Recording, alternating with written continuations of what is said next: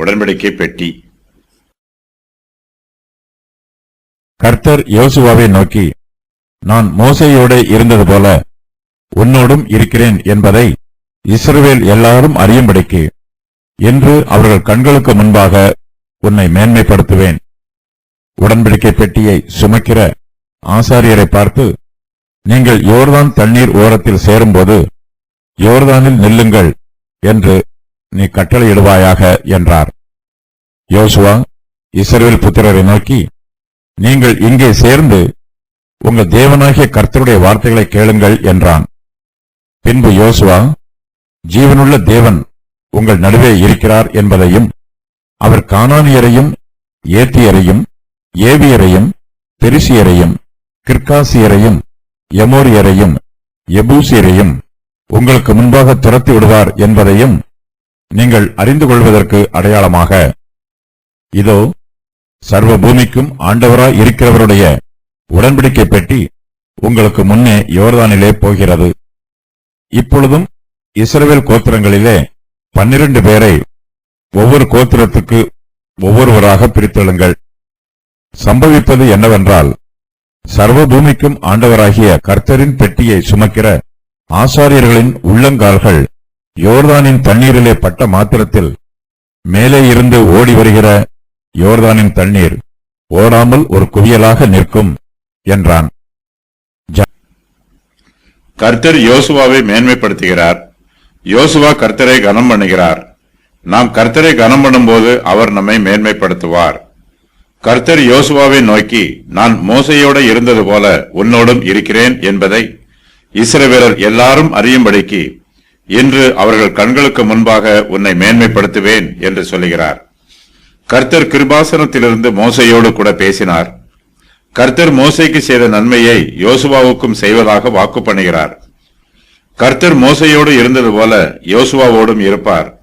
இது யோசுவாவுக்கு கர்த்தர் கொடுக்கும் மிகப்பெரிய மேன்மை. கர்த்தர் யோசுவாவை இஸ்ரவேலர் எல்லோருக்கும் முன்பாக மேன்மைப்படுத்துகிறார். கர்த்தர் யோசுவாவோடு இருக்கிறார் என்பதை இஸ்ரவேலர் எல்லாரும் அறிந்து கொள்வார்கள். கர்த்தர் யோசுவாவை இஸ்ரவேலர் எல்லோருடைய கண்களுக்கு முன்பாகவும் மேன்மைப்படுத்துகிறார். கர்த்தர் யோசுவாவோடு கூட இருப்பதாக ஏற்கனவே வாக்கு பண்ணி இருக்கிறார். நீ உயிரோடு இருக்கும் நாளெல்லாம் ஒருவனும் உனக்கு முன்பாக எதிர்த்து நிற்பதில்லை. நான் மோசேயோடு இருந்தது போல உன்னோடும் இருப்பேன். நான் உன்னை விட்டு விலகுவதும் இல்லை, உன்னை கைவிடுவதும் இல்லை என்று கர்த்தர் யோசுவாவுக்கு சொன்னார். கர்த்தர் யோசுவாவுக்கு சொன்ன வாக்குத்தத்தம் நிறைவேறும். கர்த்தர் யோசுவாவை மேன்மைப்படுத்துவதை இஸ்ரவேலர் எல்லோரும் அறிந்து கொள்வார்கள். கர்த்தர் யோசுவாவை மேன்மைப்படுத்தும் போது யாருக்கும் தெரியாமல் ரகசியமாக மேன்மைப்படுத்தாமல் இஸ்ரவேலர் எல்லோருடைய கண்களுக்கு முன்பாக பிரத்யட்சமாக மேன்மைப்படுத்துவார். கர்த்தர் நம்மோடு கூட இருக்கும்போது நாம் மெய்யாகவே கர்த்தரால் மேன்மைப்படுத்தப்பட்டவர்களாய் இருக்கிறோம். கர்த்தர் நம்மை தம்முடைய ஊழியக்காரராக ஏற்றுக்கொண்டு தம்முடைய ஊழியத்திலே பயன்படுத்தும் போது நாம் சிலாக்கியங்களையும் பாக்கியத்தையும் பெற்றுக் கொள்கிறோம். தேசத்தின் அதிபதிகள் மேன்மையானவர்கள். அந்த தேசத்தின் ஜனங்கள் எல்லோரும் தங்கள் அதிபதிகளை கனம் பண்ணுவார்கள். அந்த அதிபதிகளோடு கர்த்தர் கூட இருப்பார் என்றால் அவர்களுக்கு அதிக மேன்மை உண்டாயிருக்கும். கர்த்தருக்கு பயந்த அதிபதிகளை விசுவாசிகளும் கனம் பண்ண வேண்டும். கர்த்தர் யோசுவாவை நோக்கி, உடன்படிக்கை பெட்டியை சுமக்கிற ஆசாரியரை பார்த்து, நீங்கள் யோர்தான் தண்ணீர் ஓரத்தில் சேரும்போது யோர்தானில் நில்லுங்கள் என்று கட்டளை இடுவாயாக என்று சொல்லுகிறார். கர்த்தர் யோர்தானை இரண்டாக பிளப்பார். அப்போது கர்த்தர் மோசேயோடு இருந்தது போல யோசுவாவோடும் இருக்கிறார் என்பதை இஸ்ரவேலர் எல்லோரும் அறிந்து கொள்வார்கள். மோசே இஸ்ரவேல் ஜனங்களை கானான் தேசத்தை நோக்கி வழி நடத்தினது போல யோசுவாவும் வழிநடத்துவார் என்று ஜனங்கள் நம்புவார்கள். இஸ்ரவேல் புத்திரர் எல்லோரும் யோர்தானுக்கு இக்கரையிலே தங்கி இருக்கிறார்கள். அவர்கள் இன்னும் யோர்தானை கடந்து போகவில்லை. அவர்கள் எல்லோரும் கரையில் இருக்கும் போதே கர்த்தர் யோசுவாவை மேன்மைப்படுத்த ஆரம்பிக்கிறார். யோர்தானுடைய கரையிலே பிதாவாகிய தேவன் தம்முடைய குமாரனாகிய இயேசு கிறிஸ்துவை மகிமைப்படுத்தினார். கிறிஸ்துவானவர் பிதாவாகிய தேவனுக்கும் மனுஷருக்கும் நடுவே மத்தியஸ்த ஊழியம் செய்வதற்காக இந்த பூமியிலே மனுஷனாக அவதரித்தார். யோவான் ஸ்நானன் பெத்தாபாரா என்னும் இடத்தில் ஜனங்களுக்கு ஞானஸ்நானம் கொடுக்கிறார். பெத்தாபாரா என்னும் பெயருக்கு பாதையின் வீடு என்று பொருள். இதே ஸ்தலத்தில் யோவான் ஸ்நானன் கர்த்தராகிய இயேசு கிறிஸ்துவுக்கும் ஞானஸ்நானம் கொடுத்தார். அப்போது வானத்திலிருந்து, இவர் என்னுடைய நேசகுமாரன் என்னும் சத்தம் உண்டாயிற்று. பிதாவானவர் யோர்தானுடைய கரையிலே தம்முடைய குமாரனாகிய இயேசு கிறிஸ்துவை மகிமைப்படுத்துகிறார். உடன்படிக்கை பெட்டியை சுமைக்கிற ஆசாரியருக்கு யோசுவா கட்டளை கொடுக்க வேண்டும். ஆசாரியர் தண்ணீர் ஓரத்தில் சேரும்போது யோர்தானில் நில்லுங்கள் என்று யோசுவா அவர்களுக்கு கட்டளையிட வேண்டும். கடலே, நீ விலகி ஓடுகிறதற்கும், யோர்தானே, நீ பின்னிட்டு திரும்புகிறதற்கும், மலைகளே, நீங்கள் ஆட்டுக்கடாக்களைப் போலவும், குன்றுகளே, நீங்கள் ஆட்டுக்குட்டிகளைப் போலவும் துள்ளுகிறதற்கும் உங்களுக்கு என்ன வந்தது? பூமியே, நீ ஆண்டவருக்கு முன்பாகவும் யாக்கோபுடைய தேவனுக்கு முன்பாகவும் அதிரு. சங்கீதம் 114, 5, 6, 7.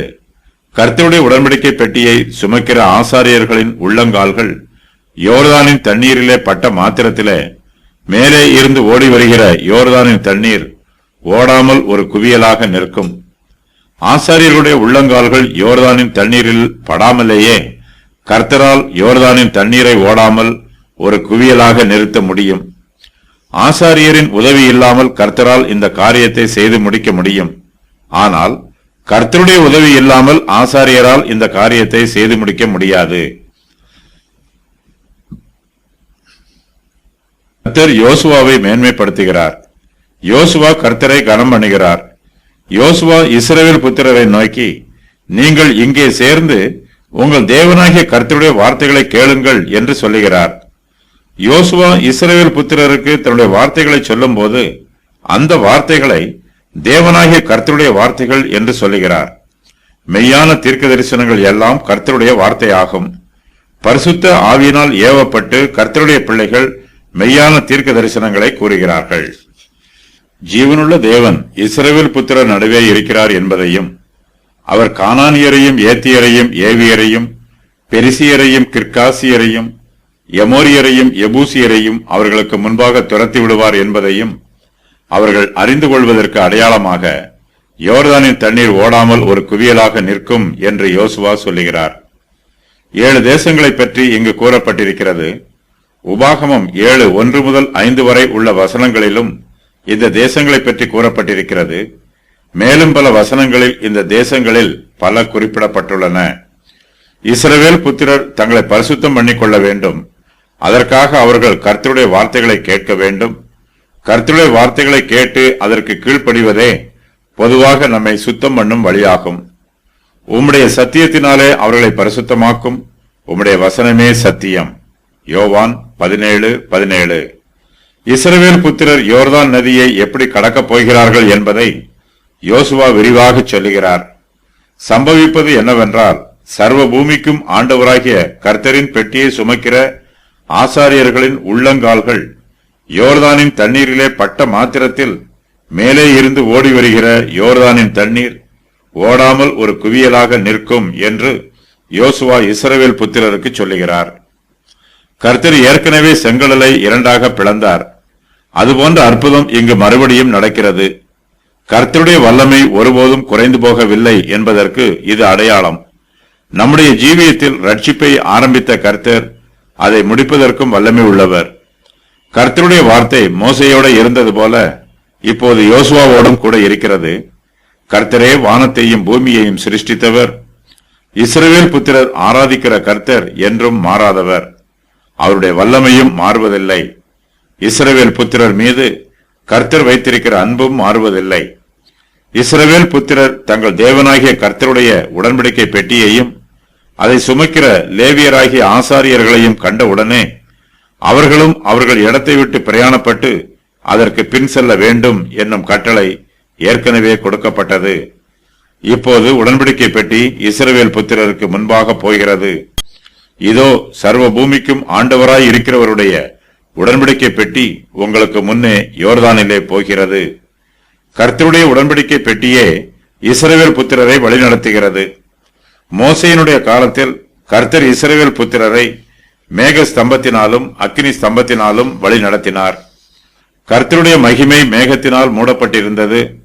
யோசுவாவின் காலத்திலோ கர்த்தருடைய பிரசன்னத்திற்கு அடையாளமாய் இருக்கிற உடன்படிக்கை பெட்டியை திரைச்சீலை எதுவும் மூடவில்லை. பழைய ஏற்பாட்டு காலத்து யோசுவா புதிய ஏற்பாட்டு காலத்து இயேசு கிறிஸ்துவுக்கு அடையாளமாய் இருக்கிறார். கிறிஸ்துவானவர் தேவாலயத்தின் திரைச்சீலையை இரண்டாக கிழித்தார். பிரிவினையாகிய நடுச்சுவரை தகர்த்தார்.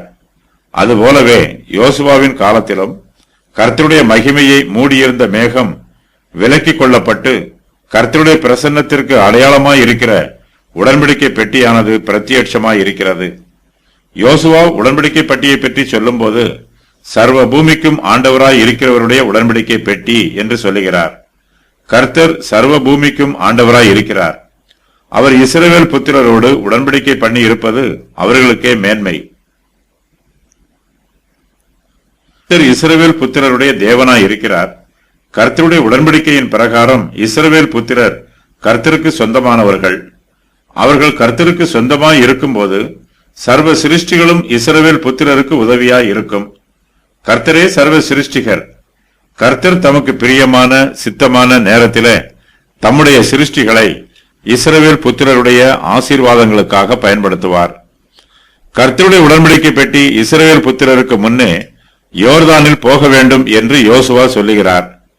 அவர்கள் யோர்தானை கடந்து போனாலும் அவர்களுக்கு பாதுகாப்பு கிடைக்கும். அவர்களுக்கு முன்பாக கர்த்தருடைய உடன்படிக்கை பெட்டி போகிறது.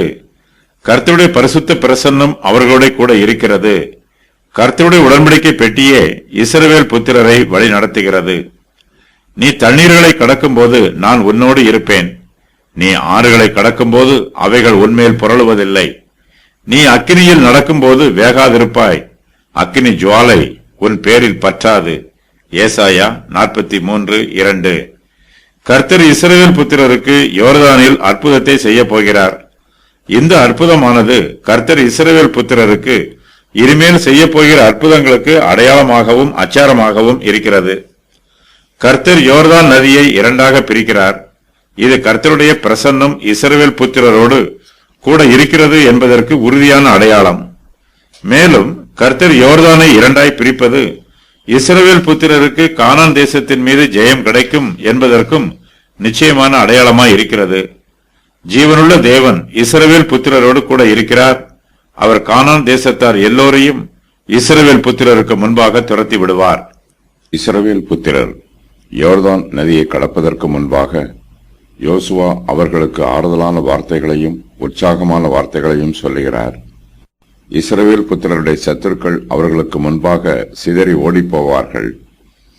கர்த்தருடைய சேனைக்கு முன்பாக சத்துருக்களின் சேனையால் எதிர்த்து நிற்க முடியாது. இஸ்ரவேல் புத்திரரில் ஒருவன் 1000 கானானியரை துரத்துவான். கர்த்தருடைய மகிமையான பிரசன்னம் அவருடைய சபையில் வாசமாயிருக்கிறது. விசுவாசிகளாகிய நாம் கர்த்தரை பற்றும் விசுவாசத்தில் வளர வேண்டும். நம்முடைய விசுவாசம் கர்த்தருக்குள் உறுதியாய் இருக்க வேண்டும். கர்த்தர் இனிமேல் நமக்கு கொடுக்க போகிற ஆசீர்வாதங்களை விசுவாசத்தோடு நோக்கி பார்க்க வேண்டும். நாம் இம்மைக்குரிய காரியங்களை மாத்திரம் சிந்திக்காமல் மறுமைக்குரிய காரியங்களையும் தியானித்து பார்க்க வேண்டும். இக்காலத்து ஜீவனை விட வருங்காலத்து நித்திய ஜீவனே நமக்கு மெய்யான ஆசீர்வாதம். கர்த்தர் செய்ய நினைக்கிற காரியம் ஒருபோதும் தடைபடாது. கர்த்தருடைய கிரியைகள் எல்லாமே பரிபூரணமாய் இருக்கும். கர்த்தர் யோர்தானை இரண்டாக பிரித்து இஸ்ரவேல் புத்திரருக்கு முன்பாக தம்முடைய வல்லமையை வெளிப்படுத்துகிறார். பிரவாகித்து ஓடி வருகிற யோர்தானை கர்த்தர் தடுத்து நிறுத்துகிறார். மேலே இருந்து ஓடி வருகிற யோர்தானின் தண்ணீர் கர்த்தருடைய கட்டளையினால் ஓடாமல் ஒரு குவியலாக நிற்கிறது. கர்த்தர் சர்வ வல்லமை உள்ளவர். யோர்தானில் அற்புதம் செய்கிற கர்த்தர் கானான் தேசத்திலும் அற்புதம் செய்வார். யோர்தானின் தண்ணீரை குவியலாக நிறுத்துகிற கர்த்தர் கானானியரையும் சிதறி போக பண்ணுவார். யோசுவா தன்னுடைய வார்த்தைகளை இஸ்ரவேல் கோத்திரத்தார் எல்லோருக்கும் சொல்லுகிறார். ஒவ்வொரு கோத்திரத்திற்கும் ஒருவரை தேர்ந்தெடுத்து அவர்கள் மூலமாக அந்த கோத்திரத்தார் எல்லோருக்கும் யோசுவா தன்னுடைய வார்த்தைகளை சொல்லுகிறார். இப்பொழுதும் இஸ்ரவேல் கோத்திரங்களிலே 12 பேரை ஒவ்வொரு கோத்திரத்திற்கு ஒவ்வொருவராக பிரித்தெடுங்கள் என்று யோசுவா ஜனத்தின் அதிபதிகளுக்கு கட்டளை கொடுக்கிறார். இஸ்ரவேல் புத்திரர் யோர்தானை கடப்பதற்காக யோசுவா அவர்களுக்கு சொல்லும் கட்டளைகளின் விவரம் வருமாறு: கர்த்தருடைய உடன்படிக்கை பெட்டியையும் அதை சுமக்கிற லேவியராகிய ஆசாரியர்களையும் கண்டவுடனே நீங்களும் உங்கள் இடத்தை விட்டு பிரயாணப்பட்டு அதற்கு பின் செல்லுங்கள். உங்களுக்கும் அதற்கும் இடையிலே 2000 முழ தூரமான இடம் இருக்க வேண்டும். உங்களை பரிசுத்தம் பண்ணிக் கொள்ளுங்கள். நீங்கள் உடன்படிக்கை பெட்டியை எடுத்துக்கொண்டு ஜனங்களுக்கு முன்னே நடந்து போங்கள். உடன்படிக்கை பெட்டியை சுமக்கிற ஆசாரியரை பார்த்து, நீங்கள் யோர்தான் தண்ணீர் ஓரத்தில் சேரும்போது யோர்தானில் நில்லுங்கள் என்று நீ கட்டளையிடுவாயாக. நீங்கள் இங்கே சேர்ந்து உங்கள் தேவனாகிய கர்த்தருடைய வார்த்தைகளை கேளுங்கள்.